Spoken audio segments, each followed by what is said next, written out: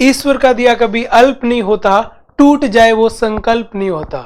ईश्वर का दिया हुआ कभी अल्प नहीं होता, टूट जाए वो संकल्प नहीं होता। हार को लक्ष्य से दूर ही रखना मेरे दोस्त, हार को लक्ष्य से दूर ही रखना मेरे दोस्त, क्योंकि जीत का कोई विकल्प नहीं होता। एक बार फिर से आप सभी का स्वागत है मेरे साथ my YouTube channel study with Dev sir. जैसा कि अपन ने कल एक क्लास डाली थी और कल एक क्लास के अंदर अपन ने बुलेट्स डाले थे, परफेक्ट जो 15 की पॉइंट्स है उनको अपने डिस्कस किया था। और आज भी अपन नेक्स्ट क्या करेंगे, जो जनरली बेसिक 2 मैंने आप सभी को बता दिया कि आज भी ऐसे ही पॉइंट्स को डिस्कस करेंगे। लेकिन मैं कह रहा हूं कि धीरे धीरे जैसे जैसे अपना जो सेशन बढ़ेगा उस सेशन के अंदर क्या होगा, आपके पॉइंट्स जो आपके मतलब जैसे बेसिक चल रहे थोड़े, उसके बाद लेवल उस मीडियम, उसके बाद में क्या होंगे आपके जो इंपॉर्टेंट सारे के सारे जितने टाइप के जो पॉइंट्स है वो पॉइंट्स आपके यहीं पे क्लियर हो जाएंगे। और एक बात मैं आप सभी को ये बता दूं कि बहुत सारे बच्चों के मन में ये क्वेरीज है, सर आप ये जो ये बुलेट्स है की पॉइंट्स आप कब तक चलाओगे। तो ये जो की पॉइंट्स है मैं आपको कम से कम 400-500 ऐसे की पॉइंट्स देना चाहता हूं जिससे आपके डायरेक्टली एग्जाम में बैठे।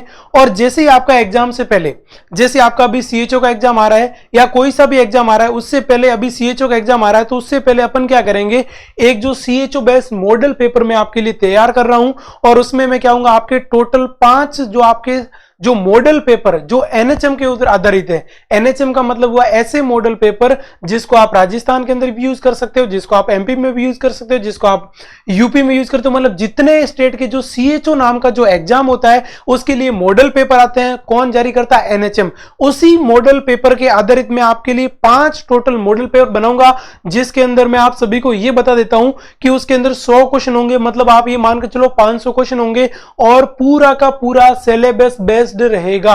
मतलब जितनी वेटेज कम्युनिटी की उतनी कम्युनिटी को मिलेगी, जितना न्यूट्रिशन का आएगा उतना न्यूट्रिशन को मिलेगा, जितना मतलब कहने का मतलब न्यूट्रिशन के भी मिलेंगे, कम्युनिटी के मिलेंगे, ओबीजी के मिलेंगे, एमएसएन के मिलेंगे, जो जो सिलेबस के अंदर है, और जीके भी आएगा। कहने का मतलब यह है कि टोटल आपके 5 मॉडल पेपर में एनएचएम के जो बेस्ट जो सिलेबस रहता है या उसका जो पैटर्न रहता है उस पैटर्न के लिए लेकर आऊंगा। जैसे माना कि आपकी एक्सरसाइज भी हो जाएगी और वो सारी क्लासेस जो यूट्यूब के ऊपर क्या रहेगी, आपकी बिल्कुल लाइव रहेगी। क्लियर चीज है? तो बिल्कुल आपको घबराने की बिल्कुल भी आवश्यकता नहीं है। जैसे भी जिसकी भी तैयारी कर रहे हो आप बिल्कुल निश्चिंत होकर करिएगा और जितना हमसे बनेगा उतना हम आपका बिल्कुल सपोर्ट करेंगे। और ये मॉडल पेपर वाले बच्चों ने मुझे कहा था कि सर लाइव आइए, लाइव आके मॉडल पेपर बताइए। बिल्कुल मैं आपको 5 मॉडल पेपर एग्जाम से पहले अपन डेट डिसाइड कर लेंगे। जैसे एग्जाम होगा उससे एक दिन आपके कितने होंगे, 2-4 दिन 5 दिन, जैसे भी आपका क्या होगा 10 दिन पहले अपन यूट्यूब पे लाइव आएंगे और आप सभी को मॉडल पेपर को क्या करवाएंगे, सॉल्व करवाएंगे। तो ये चीज भी आपको ध्यान रखना है। और मैं कह रहा हूं यदि उन किसी ने भी उस मॉडल पेपर को देख लिया, इन 5 मॉडल पेपर को पढ़ लिया, तो मैं कह रहा हूं इन 5 में से एक मॉडल पेपर में कम से कम 10 क्वेश्चन आएंगे और 5 मॉडल पेपर में 50 क्वेश्चन तो आपको हूबहू इन मॉडल पेपर से मिलेंगे। ये चीज आपको चूकना नहीं है। तो बिल्कुल पहले बुलेट्स देखते रहिए, उसके बाद आपके लिए मॉडल पेपर भी लाएंगे, क्वेश्चन भी सॉल्व कराएंगे। मतलब हर एक चीज से आपको वंचित नहीं रखा जाएगा। क्लियर चीज है? तो आज का सेशन स्टार्ट करते हैं। जैसे अपन ने कल पढ़ा उसके बाद में नेक्स्ट, अब अपन नेक्स्ट बात करें। कल अपन ने ये देखा था, कल अपन ने काफी पॉइंट्स पढ़े थे।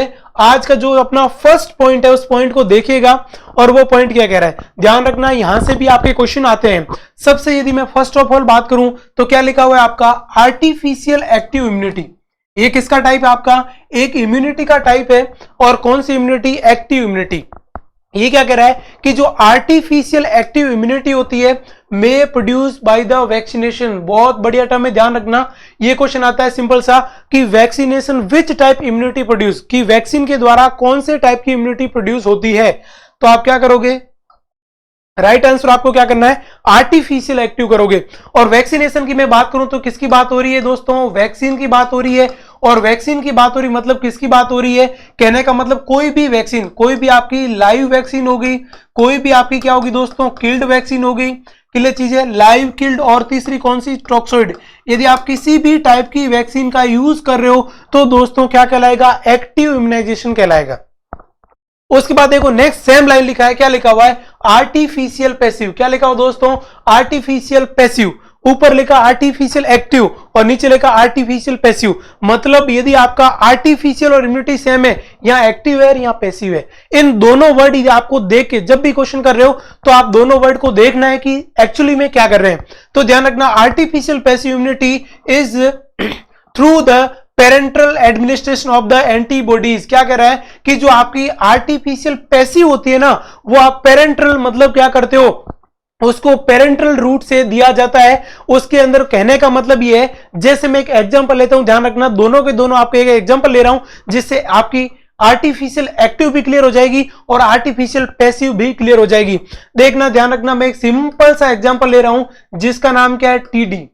यदि आप टीडी का वैक्सीन लगा रहे हो दोस्तों, क्या कर रहे हो, यदि आपने किसी भी पर्सन के अंदर टीडी का वैक्सीन लगाया, इसका मतलब which type of immunity provide कराएगा, तो ध्यान रखना वो करेगा आर्टिफिशियल एक्टिव इम्यूनिटी को प्रोड्यूस करेगा।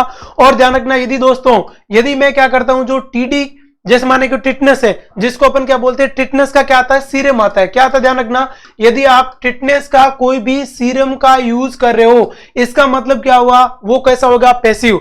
यदि आपने किसी भी सीरम का, जैसे माना कि मैं बात कर रहा हूं रेबीज की, यदि आपने ARV लगाया, इसका मतलब विच टाइप ऑफ इम्यूनिटी आपको क्या करना है, आर्टिफिशियल एक्टिव इम्यूनिटी प्रोवाइड करवाएगा। और यदि मैं बात करूं किसकी दोस्तों, कि भाई आर्टिफिशियल पैसिव क्या है, तो ध्यान रखना मैं क्या कहता हूं, आप क्या कर रहे हो कि रेबीज के लिए जो इम्यूनोग्लोबिन्स यूज करते हो, वो इम्यूनोग्लोबिन्स किस टाइप का हो जाएगा, आपका आर्टिफिशियली पैसिव हो जाएगा। क्लियर चीज है, वेरी बेसिक है, ये चीज भी आप सभी को क्या करनी, ध्यान रखनी है। क्लियर चीज है, तो ये क्या होगा, आर्टिफिशियल एक्टिव और आर्टिफिशियल पैसिव।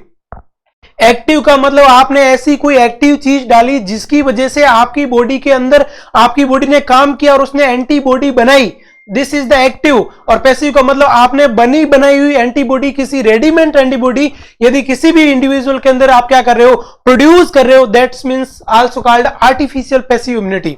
उसके बाद देखिएगा नेक्स्ट पॉइंट। नेक्स्ट पॉइंट की यदि मैं बात करूं दोस्तों, तो नेक्स्ट पॉइंट क्या कह रहा है, सिंपल और बेसिक अच्छा पॉइंट है। ये क्या कह रहा है, ब्रेस्ट फीडिंग। क्या लिखा आपका, जो ब्रेस्ट फीडिंग है, breast feeding natural passive immunity which is the obtain by the immunoglobins. और क्या लिखा आपका, मदर ब्रेस्ट मिल्क। ये कह रहा है कि मदर के ब्रेस्ट मिल्क से, मदर के ब्रेस्ट मिल्क से यदि आपकी क्या कर रही है, जो एंटीबॉडी मिल रही है ब्रेस्ट फीडिंग के टाइम, उसको क्या बोला जाएगा, आपका नेचुरल पैसिव। ध्यान रखना, पहला क्वेश्चन आपका क्या बना कि ब्रेस्ट फीडिंग होता है वो किस टाइप का, ब्रेस्ट फीडिंग होता है वो किस टाइप की इम्यूनिटी, तो आपको बताना नेचुरल पैसिव इम्यूनिटी है, क्योंकि इसमें आपकी बॉडी कोई एक्टिव काम नहीं करी। और यदि मैं बात करूं ब्रेस्ट फीडिंग के अंदर आपको कौन सी इम्यूनोग्लोबिन्स मिलती है दोस्तों, तो वो इम्यूनोग्लोबिन्स क्या है, इम्यूनोग्लोबिन्स का नाम क्या है, IgA। क्या नाम है आपका, IgA इम्यूनोग्लोबिन्स मिलती है। क्लियर चीज है, तो IgA ध्यान रखना, IgA और IgG, क्या कह रहा हूं मैं, IgA और IgG both are excellent example of the natural passive immunity. यदि आपसे पूछा जाए नेचुरल पैसिव इम्यूनिटी का एक्सीलेंट एग्जांपल बताइए, तब आपको दो एग्जांपल के नाम लेना है या जिक्र करना है। एक का नाम हो गया IgA और एक का नाम हो गया IgG। अब उसके बाद देखिएगा नेक्स्ट पॉइंट। नेक्स्ट पॉइंट भी बेहद अच्छा पॉइंट है। ये आपका कहने का मतलब 3 से लेकर 4 CHO एग्जाम्स के अंदर क्वेश्चन पूछा हुआ है कि हर्ड इम्यूनिटी क्या होता है। वेरी बेसिक है, बहुत अच्छा क्वेश्चन है, ध्यान रखना, सभी इसको अच्छे से समझना। क्या बोल रहे हैं, हर्ड इम्यूनिटी क्या होती है। सिंपल सा आपका क्वेश्चन आएगा कि हर्ड इम्यूनिटी की डेफिनेशन क्या है, तब आपको क्या बताना है कि overall resistance in the community. Simple और बेसिक बात है कि यदि किसी भी वैक्सीन का, हर्ड इम्यूनिटी का मतलब किसके द्वारा प्रोड्यूस की जाती है, वैक्सीन के द्वारा। अब मैं बात कर रहा हूं किसी भी कम्युनिटी, एक पर्टिकुलर कम्युनिटी का, पूरे कम्युनिटी के लोगों का एक साथ में किसी भी डिजीज के प्रति रेजिस्टेंस को पैदा करना क्या कहलाएगा दोस्तों, herd immunity. Best example polio. Best example मतलब क्या हुआ कि उस कम्युनिटी के 5 साल तक के जितने भी जो बच्चे हैं, उन बच्चों की एक साथ में आप पोलियो पिलाते हो, मतलब एक साथ में पूरी कम्युनिटी के लिए पोलियो से रेजिस्टेंस करते हैं उन बच्चों को। तो ध्यान रखना, ऐसी जो इम्यूनिटी होती है उसको क्या बोला जाता है दोस्तों, हर्ड इम्यूनिटी। उसके बाद देखो मैं एग्जांपल में मैंने क्या मेंशन किया है, एग्जांपल के अंदर ये मेंशन किया है all vaccine make herd immunity. पहली लाइन तो आपको यहां तक जाना है कि all vaccine make herd immunity. सभी वैक्सीन जो क्या करती है, हर्ड इम्यूनिटी बनाती है। लेकिन एक वैक्सीन का नाम क्या दोस्तों, टिटनस। क्लियर चीज है। और दूसरी जो आपकी कौन सी होगी, मीजल्स। ध्यान रखना टिटनस और जो मीजल्स की जो वैक्सीन है इसके द्वारा या इसकी जो आपकी क्या नहीं बना सकते, हर्ड इम्यूनिटी। ध्यान रखना इन दोनों में से सबसे प्रायोरिटी में देना चाहूं, क्वेश्चन इसके ऊपर पूछा हुआ है कि which of the following vaccine do not make herd immunity. ऐसी कौन सी वैक्सीन है जो कभी भी हर्ड इम्यूनिटी नहीं बना सकती। तब आपको बताना जो डिजीज का नाम है टिटनस और इसके लिए जो वैक्सीन लगती है दोस्तों उसका नाम है टीडी। क्लियर चीज है। तो ध्यान रखना ये चीज क्यों नहीं बनती है, क्योंकि जो टिटनस है वो टिटनस का केस कब होता है, टिटनस कहां रहता है, टिटनस का बैक्टीरिया सोइल के अंदर, रेत के अंदर किसी भी पर्सन को इंजरी होगी, क्लियर चीज है, तो टिटनस का रिस्क हो सकता है। क्लियर चीज है। इसका मतलब क्या होगा, इंजरी बहुत कम लोगों को होती है, अलग अलग जगह होती है, तो आप पूरी कम्युनिटी को एक साथ में रेजिस्टेंस पैदा नहीं कर सकते। उसके बाद देखिएगा नेक्स्ट क्वेश्चन। नेक्स्ट क्वेश्चन क्या कह रहा है, ये भी दोनों क्वेश्चन आपके बहुत अच्छे क्वेश्चन है। बहुत सारे बच्चों के कंफ्यूजन रहता है कि पहली वैक्सीन कौन लेके आया, किसकी वैक्सीन है, एडवर्ड जेनर लाया है, लुईस पास्चर। दोनों की दोनों आपको अभी क्लियर हो जाएगी। फर्स्ट ऑफ ऑल मैं बात करूं क्या लिखा हुआ है, एडवर्ड जेनर। इसका नाम लिखा हुआ है एडवर्ड जेनर। अब मैं बात करूं Edward Jenner develop first human vaccine. पहला क्वेश्चन आपका ये बन गया कि फर्स्ट ह्यूमन वैक्सीन किसने बनाई। पहला क्वेश्चन क्या बना दोस्तों, फर्स्ट ह्यूमन वैक्सीन किसने बनाई। तो पहला क्वेश्चन आपका हो गया एडवर्ड जेनर ने बनाई। अब दूसरा क्वेश्चन यहीं से उठता है कि जो फर्स्ट वैक्सीन एडवर्ड जेनर ने ह्यूमन के लिए बनाई तो उस वैक्सीन का नाम क्या था दोस्तों, उस वैक्सीन का नाम क्या है, स्मॉल पॉक्स वैक्सीन। क्या नाम है दोस्तों, स्मॉल पॉक्स वैक्सीन। अब मैं बात कर रहा हूं तीसरा क्वेश्चन आपका कि स्मॉल पॉक्स वैक्सीन का सबसे लास्ट यूज कब किया गया। ध्यान रखना अब स्मॉल पॉक्स वैक्सीन का यूज नहीं किया जाता है और इसका सबसे जो लास्ट यूज किया गया था वो लास्ट यूज कब किया गया था, 1982 में। अब आप बोलोगे सर इसके बाद में क्यों यूज नहीं किया, इसलिए यूज नहीं किया मेरे दोस्त क्योंकि इसमें क्या हो, जो स्मॉल पॉक्स की जो डिजीज है जिसको अपन क्या बोले स्मॉल पॉक्स जो डिजीज है वो क्या हो चुकी है, इराडिकेट हो चुकी है। अब आप बोलोगे सब सर कब इराडिकेट हुई, तो ध्यान रखना स्मॉल पॉक्स इराडिकेट कब हुआ था आपकी, उस दिन डेट थी आपकी क्या हुई, क्या थी आपकी 8 मई, ठीक है। और उसके बाद में कब था आपका 1980। क्लियर चीज है, 8 मई 1980 डब्ल्यूएचओ के द्वारा डब्ल्यूएचओ ने ये कॉन्फ्रेंस जारी करके ये स्टेटमेंट बोला कि पूरे वर्ल्ड के अंदर अभी की किसी भी कंट्री के अंदर कोई भी स्मॉल पॉक्स का केस प्रेजेंट नहीं है। इसका मतलब क्या कर दिया उन्होंने, इरेडिकेट। जब ये डिजीज इरेडिकेट हो गई है दोस्तों फिर वैक्सीन लगाने का क्या फायदा। क्लियर चीज है। फिर भी डब्ल्यूएचओ ने कहा कि 2 साल और लगेगा, फिर 2 साल और लगे, उसके बाद में कोई केस नहीं मिला। इसका मतलब क्या हो गया कि इसको बंद कर दिया गया, ठीक है। तो एडवर्ड जेनर ने फर्स्ट ह्यूमन वैक्सीन बनाई जिसका नाम क्या था आपका, स्मॉल पॉक्स। उसके बाद अपन बात करें नीचे एक और टर्म लिखा हुआ है, ये क्वेश्चन आता है दोस्तों, और टर्म क्या लिखा है कि द टर्म क्या लिखा हुआ, वैक्सीनेशन।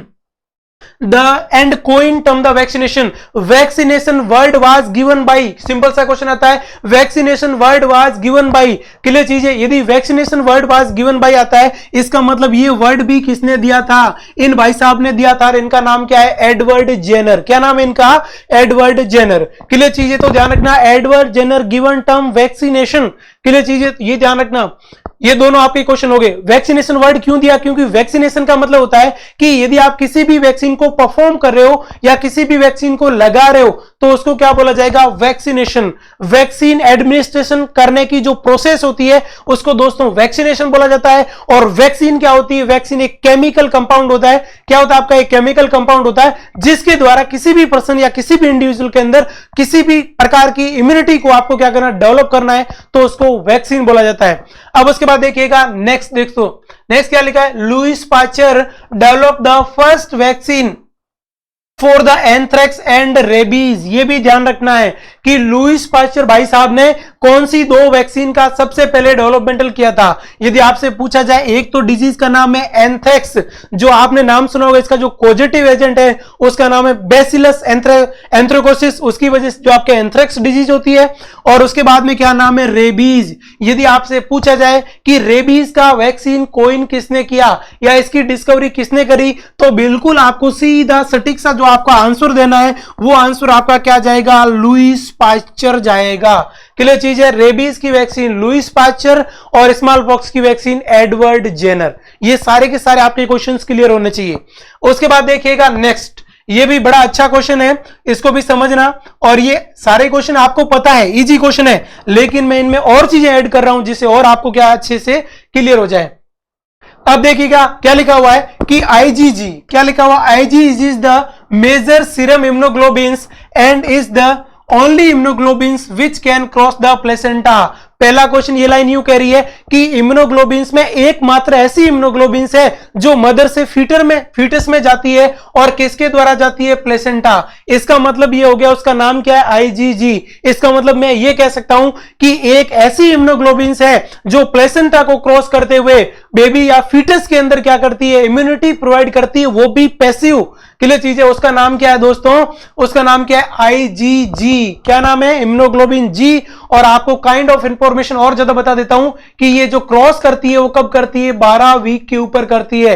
12 वीक के ऊपर प्लेसेंटा को क्रॉस करके एक इम्यूनोग्लोबिन जी नाम की इम्यूनोग्लोबिन है, और वो इम्यूनोग्लोबिन क्या करती है, फीटस में जाती है, और फीटस में जाने के बाद में उसको passive, natural passive immunity provide करवाती है। सारी बात क्लियर। उसके बाद देखिएगा नेक्स्ट क्वेश्चन। नेक्स्ट क्वेश्चन क्या लिखा है, आईजीए।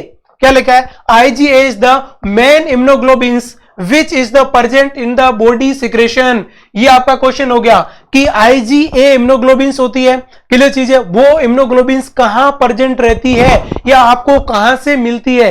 तो ध्यान रखना, सीधा सा आंसर देना कि जब तक कोई भी बच्चा बच्ची होगा या बेबी होगा, वो बेबी 2 ईयर तक, कितने साल तक, ध्यान रखना 2 साल तक, तो उसको कहां से मिलेगी, जो मदर है, उसकी जो मदर है उसके मदर के ब्रेस्ट फीडिंग से मिलेगी। किसके द्वारा मिलेगी, जो ब्रेस्ट फीडिंग करेगी उसके द्वारा मिलेगी। क्योंकि ध्यान रखना, एक्सक्लूसिव ब्रेस्ट फीडिंग हमेशा 6 मंथ के लिए होती है, लेकिन जो आपकी ड्यूरेशन होता है कि आप ब्रेस्ट फीडिंग कब तक करवा सकते हो, तो वो 2 साल तक करवा सकते हैं। और 2 साल तक करवा सकते हैं, इसका मतलब ये हुआ दोस्तों 2 साल तक वहां मिलेगी। 2 साल के बाद में लाइफ टाइम तक यदि आपकी आईजी आपको मिलेगा तो वो किसके अंदर मिलेगा, किसके अंदर, बॉडी सिक्रेशन। एग्जाम्पल के तौर पर क्या होगा, स्लाइवा। ध्यान रखना क्वेश्चन अपने को, स्लाइवा के अंदर आपको आईजीए मिलेगा, गैस्ट्रिक जूस में आपको आईजीए मिलेगा, आपके टीयर में आईजीए मिलेगा, पैनक्रेटिक जूस में आईजीए मिलेगा, बॉडी के जितने सारे सिक्रेशन। उसके बाद देखिएगा नेक्स्ट, ये बहुत अच्छा क्वेश्चन है, पीडियाट्रिक पॉइंट ऑफ व्यू से क्वेश्चन है। क्वेश्चन क्या लिखा है, देखो, प्रेजेंस ऑफ आईजीएम, किसकी बात हो रही है, presence of IgM antibody in the serum of newborn baby suggest the congenital infection. ध्यान रखना, ये भी बड़ा अच्छा क्वेश्चन है। जैसे किसी भी बेबी का या फीटस का क्या हुआ, बर्थ हुआ, और जैसे ही फीटस का बर्थ हुआ उस नियोनेट के अंदर आप क्या करोगे, इन्फेक्शन है या नहीं है, उसकी फाइंडिंग करने के लिए आप क्या करोगे, यदि आपने टेस्ट करवाया तो उसके अंदर आपको कौन बढ़ी हुई मिलेगी, यदि आपको आईजीएम बढ़ी हुई मिलती है, इसका मतलब आप किसके ऊपर सस्पेक्ट करोगे, उसका नाम है कंजेनिटल इन्फेक्शन। कोई भी कंजेनिटल इनको इन्फेक्शन मतलब जन्म जात से इनको कोई भी इन्फेक्शन है, ध्यान रखना। तो क्वेश्चन आएगा कि कोई भी न्यूबॉर्न है, उसका बर्थ हुआ है, अभी बर्थ होने के बाद आपने उसका सीरम देखा और उस सीरम के अंदर इम्यूनोग्लोबिन एम मिल रही है। अब बताओ आप क्या सस्पेक्ट करोगे, तब आपको सीधा सा सस्पेक्ट करना, उसका नाम क्या है, कंजेनिटल इन्फेक्शन है। ठीक दोस्तों, उसके बाद देखिएगा नेक्स्ट, नेक्स्ट जो आपका पॉइंट है उस पॉइंट का नाम क्या, आईजीई। क्लियर चीज है, क्या नाम है, आईजीई। अब यदि मैं दोस्तों आईजीई की बात करूं तो आईजीई का मतलब क्या होता है, IgE mediated type first hypersensitive reaction. ये बेसिक सा क्वेश्चन आता है कि जब भी किसी भी पर्सन को type first hypersensitive reaction होगी, जब भी किसी भी पर्सन को type first hypersensitive reaction होगी, तब कौन सी इम्यूनोग्लोबिन बढ़ी हुई मिलेगी। क्वेश्चन आएगा, in which type first hypersensitive reaction occur then which of the following type of immunoglobin is rise. कौन सी बढ़ी हुई मिलेगी या कौन सी एक्टिवेट होगी, तब आपको बिल्कुल इसका राइट आंसर करना दोस्तों कौन सा होगा, आईजीई करोगे। IgE always responsible for type first hyper sensitivity reaction. उसके बाद देखिएगा नेक्स्ट दोस्तों, फिर नेक्स्ट जो आपका क्वेश्चन है ये भी बड़ा अच्छा क्वेश्चन है, क्लियर चीज है। इसमें ये बताया, ये भी ओबीजी से क्वेश्चन है। क्वेश्चन क्या देखिएगा, ए ब्रेस्ट मेडअप, क्या लिखा हुआ है, a breast made up of main 3 part. A का नाम क्या आपका, लोब्यूल, उसके बाद में क्या है, डक्ट, और उसके बाद में कनेक्टिव टिश्यू। ध्यान रखना, ये भी क्वेश्चन आता है। क्वेश्चन क्या आता है कि which of the following structure present, या which of the following structure made by the breast, breast को कौन सी फॉलोइंग स्ट्रक्चर बनाती है या उसके अंदर कौन सी 3 स्ट्रक्चर है दोस्तों। तो उसके अंदर एक तो आपको बताना है, क्वेश्चन पूछा जाए कि ब्रेस्ट के अंदर किस टाइप के टिश्यू प्रेजेंट रहते हैं, तब आपको कनेक्टिव टिश्यू बोलना है। उसके बाद में क्या होती है, आपकी डक्ट होती है, और डक्ट हमेशा क्या करती है दोस्तों, जो मिल्क है उस मिल्क को क्या करती है, कैरी करती है। और उसके बाद में क्या होता है दोस्तों, लोब्यूल्स होते हैं, इसके अंदर लोब्स होते हैं, छोटी छोटी एल्यूलाई टाइप होती है, वहां क्या होता है, मिल्क का फॉर्मेशन होता है। और ध्यान रखना 2 चीज यहां पे, मिल्क का जो फॉर्मेशन करेगा, मिल्क का जो सिंथेसिस करेगा, मिल्क का सिंथेसिस करने के लिए एक क्या होता है आपका हार्मोन है, उसका नाम है प्रोलैक्टिन। क्या नाम है उसका, प्रोलैक्टिन। ध्यान रखना क्या होगा, प्रोलैक्टिन।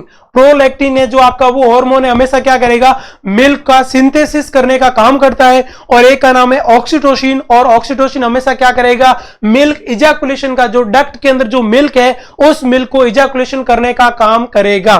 क्लियर चीज है। उसके बाद देखिएगा नेक्स्ट पॉइंट क्या लिखा है, क्या लिखा आपका, मोंटो, क्या लिखा आपका मोंटोमेरिस ट्यूबरिकल्स, क्या लिखा आपका, मोल्टोमेरिस, क्या लिखा आपका, मोंटोमेरिस ट्यूबरिकल। ध्यान रखना पहला क्वेश्चन ये क्या लिखा हुआ है आपका, during pregnancy sebaceous gland in the areola become hypertrophied and called क्या लिखा आपका, मेंटगोमेरी, क्या लिखा आपका, मेंटगोमेरी ट्यूबरिकल्स। ध्यान रखना जो मेंटगोमेरी ट्यूबरिकल्स है, ये ट्यूबरिकल्स क्या होंगे, ध्यान रखना। अब सुनना, जो प्रेगनेंसी के अंदर एरियोला का मतलब क्या होता है, जो ब्रेस्ट का जो निपल होता है उस निपल के पास में क्या होता है दोस्तों, एरियोला। अब इस एरियोला के अंदर क्या होता है, सीबेसियस ग्लैंड होती है, और ये यहां क्या करती है, सीबम का सिक्रेशन करने का काम करती है। क्या करती है, सीबम का सिक्रेशन का काम करेगी। और जब सीबम सिक्रेशन होगा तो जब प्रेगनेंसी होगी, उस प्रेगनेंसी में इसकी हाइपरट्रोफी हो जाती है, इसकी साइज बढ़ जाती है। क्लियर चीज है। और हाइपरट्रोफी हो जाती मतलब ये छोटे छोटे थे तो ये कैसी हो जाएगी दोस्तों, बड़े बड़े हो जाएंगे निपल के पास में, एरियोला की साइज बढ़ गई। और जब एरियोला की साइज बढ़ जाती है उसको बोलते हैं, क्या बोला जाता है आपका, मेंटगोमेरी। क्या बोला जाता है आपका, मेंटगोमेरी ट्यूबरिकल्स। ये ध्यान रखना फर्स्ट ट्राइमेस्टर में अपीयर होंगे, लेकिन सेकंड ट्राइमेस्टर में सबसे ज्यादा हाईएस्ट। यदि क्वेश्चन आ जाए कि जो आपका क्या होगा, मेंटोमेरी ट्यूबरिकल्स, क्लियर चीज, ये कब अपीयर होते हैं मोस्टली, सबसे ज्यादा, तो सबसे ज्यादा सेकंड ट्राइमेस्टर में, लेकिन स्टार्ट फर्स्ट ट्राइमेस्टर से हो जाते हैं। क्लियर चीजें। उसके बाद देखिएगा नेक्स्ट दोस्तों, नेक्स्ट यदि मैं बात करूं, नेक्स्ट क्या लिखा हुआ दोस्तों, नेक्स्ट ये लिखा हुआ है कि जो थैलार्सी, क्या लिखा हुआ है, वर्ड सुनना, वर्ड का नाम क्या दोस्तों, थैलार्सी। क्लियर चीजें, refers to the onset of female breast development. ये भी क्या बोल रहे हैं कि जो फीमेल के प्यूबर्टी के टाइम फीमेल के अंदर ब्रेस्ट का डेवलपमेंट होना, उस टर्म को क्या बोला जाता है दोस्तों, उस टर्म को क्या बोला जाएगा, थैलार्की बोला जाएगा। क्लियर चीजें। तो ये भी ध्यान रखना है, थैलार्की किसे कहा जाता है, ध्यान रखना है, एक क्या होता है प्यूबार्सी, एक होता है थैलार्की, एक होता है मेनार्की। क्लियर चीजें। यदि थैलार्की वर्ड आ जाए दैट्स मींस क्या हुआ, ब्रेस्ट का एनलार्जमेंट होना। क्या हो गया, इसका मतलब क्या हो गया आपका, ब्रेस्ट का एनलार्जमेंट होना। और उसके बाद में सेकंड बात करूं, प्यूबार्की मतलब क्या होगा, प्यूबिस हेयर का क्या होना, आपका ओरिजिन होना। और उसके बाद में मैं बात करूं मेनार्की मतलब क्या होना, मेंस्ट्रुअल साइकिल है उसका अपीयर होना। ये 3 चीज होती है, तीनों ध्यान रखना है। तो ध्यान रखना ब्रेस्ट, क्लियर चीज है। और ध्यान रखना सबसे पहले जो फीमेल है उस फीमेल के प्यूबर्टी का जो साइन होता है दोस्तों, वह साइन भी कौन सा होता है दोस्तों, थैलार्की होता है। कौन सा होता है वो, थैलार्की होता है। उसके बाद देखिएगा नेक्स्ट क्या लिखा दोस्तों, medicine used to increase the secretion of the breast milk.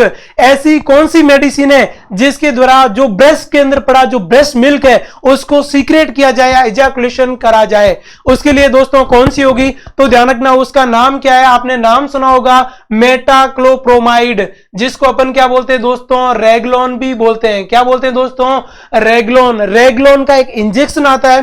Clear चीज है। क्या होगा आपका 10 mg आपको टीडीएस रेगलोन इंजेक्शन भी लगा, इसमें क्या होगा आपका टैबलेट भी दे सकते हो, इंजेक्शन लगा सकते हो। क्लियर चीज है। तो ध्यान रखना मेटाक्लोप्रोमाइड रेगलोन, ठीक है, वो क्या करेगा, जो ब्रेस्ट के अंदर जो सीक्रेशन है वो क्या, और इस मेडिसिन को क्या बोला जाता है दोस्तों, इस मेडिसिन को बोला जाता है जो आपकी, इसको गैग्यू मेडिसिन बोला जाता है। क्या बोला जाता है आपका, लैक्टोगैग्यू। मतलब क्या होता है आपके जो आपको लैक्टेशन को इंड्यूस करने वाली, इंक्रीज करने वाली, उसको बोलते हैं लैक्टोगैग्यू बोला जाता है। क्लियर चीजें दोस्तों। ये आपका कौन सा हो गया, ये आपका कौन सा हो गया, आपका टीडीएस। ठीक बात है। तो ध्यान रखना यदि मैं बात करूं कि कौन कौन सी मेडिसिन टोटल दी जाती है, तो उसके अंदर दोस्तों क्या होगा, ORS। यदि याद रखने का तरीका, एक तो ऑक्सीटोन दी जाती है, एक रेगलोन दी जाती है, और उसके बाद में सल्फ्यूरॉन। टोटल 3 ड्रग दी जाती है। ठीक है, टोटल कितनी ड्रग दी जाती है? 3 ड्रग दी जाती है बेस्ट मिल्क को निकालने के लिए, लेकिन मोस्टली सबसे ज्यादा जो यूज किया जाता है रेगलोन या मेटाक्लोप्रोमाइड, इसका क्वेश्चन डायरेक्टली आया हुआ है। ठीक बात है। उसके बाद देखिएगा नेक्स्ट, यदि मैं नेक्स्ट बात करूं तो नेक्स्ट क्या लिखा हुआ देखो, नेक्स्ट ये भी बड़ा अच्छा पॉइंट है, और इसने लिखा मेंस्ट्रुएशन। क्या लिखा आपका? मेंस्ट्रुएशन एंड ओवुलेशन अकर। ध्यान रखना, अब किसकी बात हो रही? लैक्टेशन की। और लैक्टेशन में पॉइंट क्या है समझना इसको। क्या लिखा है? Menstruation and ovulation occur around 10 week after delivery in the lactating mother. ये लाइन यूं कह रहा है कि लैक्टेटिंग जो मदर होती है उसमें मेंस्ट्रुएशन और ओवुलेशन जो आपका होता है वो कब होता है? 10 वीक के ऊपर आता है। क्लियर चीजें, मतलब मेंस्ट्रुएशन और ओवुलेशन कब होगा? 10 वीक के ऊपर। इसका कहने का मतलब ये हुआ कि 3 मंथ है, 3 मंथ के टाइम यदि कोई मदर है कंटिन्यूसली क्या कर रही है? बेस्ट फीडिंग अच्छे से करवा रही है, इसका मतलब क्या होगा? इसका मतलब क्या होगा कि वो क्या होगी? उसके 3 महीने बाद में या 10 वीक के ऊपर क्या आएगी? मेंस्ट्रुएशन आपका स्टार्ट होगा। उसके बाद देखो नीचे क्या लिखा? 4 week after delivery in the non lactating mother. ऐसी मदर जो बेस्ट फीडिंग नहीं करवाती है उसमें मेंस्ट्रुएशन और ओवुलेशन कब होगा? 4 वीक के ऊपर होगा। अब मैं मजे की बात एक बता देता हूं, इनके साथ में जो कॉन्ट्रासेप्शन उसको कोरिलेटेड कर रहा हूं, और समझना क्लियर चीज है। अब मैं यदि कॉन्ट्रासेप्शन को यहां कोरिलेटेड करूं तो क्या होगा? यदि आपसे ये क्वेश्चन पूछा जाए कि लैक्टेटिंग मदर के अंदर आप कॉन्ट्रासेप्शन कब स्टार्ट करोगे, क्लियर चीज है, तब आपको बोलना है कि आपको 3 महीने से करना है। कब करना है? मतलब लैक्टेटिंग मदर है, इस लैक्टेटिंग मदर के अंदर कॉन्ट्रासेप्शन स्टार्ट किया जाता है वो दोस्तों 9 वीक से किया जाता है। कब किया जाता है? 9 वीक से किया जाता है। और जो नॉन लैक्टेटिंग मदर है, किसकी बात कर रहा हूं दोस्तों? जो नॉन लैक्टेटिंग मदर है, कौन सी आपकी? Non lactating. और इसका कब से किया जाता है? 3 वीक से। कब किया जाता है? 3 वीक। तो ध्यान रखना 3 वीक और 9 वीक ये दोनों भी आपके कब कब स्टार्ट करते हैं वो चीजें, ठीक है। और लैक्टेटिंग मदर की ड्रग ऑफ चॉइस कौन सी है कॉन्ट्रासेप्शन में? तो आपको सभी को पता है पीओपी। क्या नाम है? Progesterone only pills. जो प्रोजेस्टेरोन ओनली पिल्स होती है वो लैक्टेटिंग मदर के लिए सबसे बेस्ट कॉन्ट्रासेप्टिव कौन आपकी पिल्स होती है। उसके बाद देखिएगा नेक्स्ट क्वेश्चन, लास्ट क्वेश्चन आज का। क्वेश्चन क्या कह रहा है आपका कि बाइलेटरल, क्या लिखा हुआ है? Bilateral oophorectomy is the term use for the surgical menopause. बिल्कुल क्वेश्चन आता है कि surgical menopause also called. Surgical menopause किसे कहा जाता है? सर्जिकल का मतलब यह हुआ कि सर्जरी की वजह से मीनोपोज का हो जाना, सर्जिकल मीनोपोज। क्लियर चीज है। और सर्जिकल मीनोपोज किसके? बाइलेटरल ओवोरेक्टोमी। कौन सा हो गया आपका? बाइलेटरल ओवोरेक्टोमी। बाइलेटरल ओवोरेक्टोमी का मतलब है कि आपने ऑपरेशन करके दोनों ओवेरी को निकाल दिया है, इधर वाली ओवेरी दोनों को निकाल दिया है। इसका मतलब जब ओवेरी क्या निकल गई, इसका मतलब क्या होगा? LHFSS नहीं आएंगे। इसका मतलब क्या होगा? मेंस्ट्रुअल साइकिल जो आपका नहीं आएगा, एस्ट्रोजन जो आपके प्रोजेस्टेरोन उनका बैलेंस नहीं रहेगा, इसका मतलब मेंस्ट्रुअल साइकिल नहीं आएगा। यदि आपसे आ जाए बाइलेटरल ओवोरेक्टोमी टर्म यूज फॉर, किसके लिए यूज की जाती, तो आप क्या बोलोगे? Surgical menopause. क्लियर चीज है। तो ये आज के लिए आपका क्या था? इतना ही सेशन था बिल्कुल।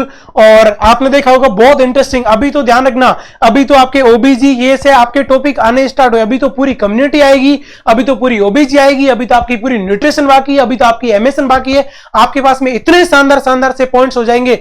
क्लियर चीज है। आपको किसी की दिक्कत नहीं, आप तो बस आइए देखिए। और एक चीज ध्यान रखना, आपको क्या करना है, इस वीडियो को जितने बच्चे देखते हैं उनको लाइक जरूर करना है, शेयर करना है, और जिन जिन ने अभी तक सब्सक्राइब नहीं किया है वो भी सब्सक्राइब करें। और आपके जो दोस्त है, कलीग्स है, उनको बताइएगा कि एकमात्र ऐसा चैनल है जो आपके हित के लिए, मतलब आपके सबसे बेस्ट काम के लिए आपके काम करते हैं। तो ध्यान रखना, आपको लाइक, शेयर और सब्सक्राइब बिल्कुल कि आपको क्या करना है, शेयर जरूर करना है, सब्सक्राइब करना है, लाइक करना है, और आपका जो भी सजेशन है वो हमें कमेंट करके बताइएगा। क्लियर चीज है। आज की क्लास यहीं तक। Thank you so much for watching. और लास्ट में आपको मैं यही कहूंगा, यदि आप सीखोगे नहीं तो जीतोगे कैसे।